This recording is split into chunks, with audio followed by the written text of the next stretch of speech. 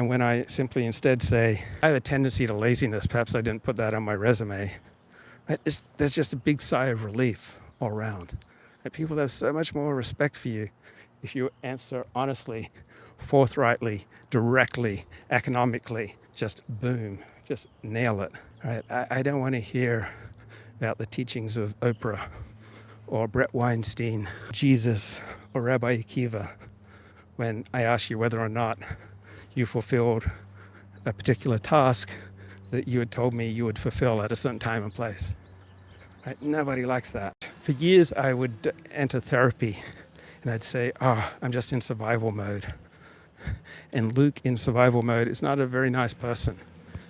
And I think often Israel over the past year has just been in survival mode.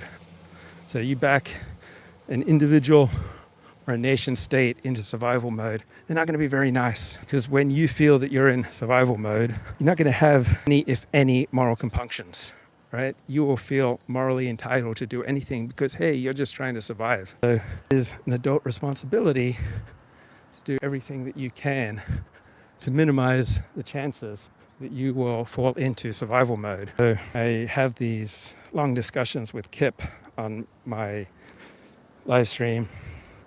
And Kip points out that there's no perfect way to insulate yourself from the slings and arrows of fortune. And that's true. There's no insurance you can buy. There's no magic key. There's no one solution to insulate yourself from all of life's perils.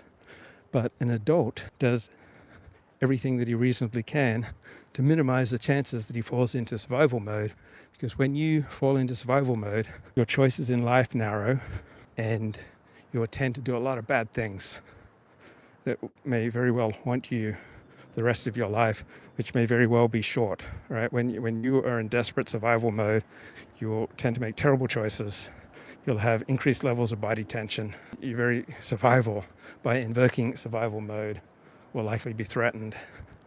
And so not having adequate insurance, an adequate social net, right? Adequate connections with family, friends, community, and not being important to people because you are performing a valuable function in their life, right? I think that's reckless and you're failing to live up to your adult responsibilities.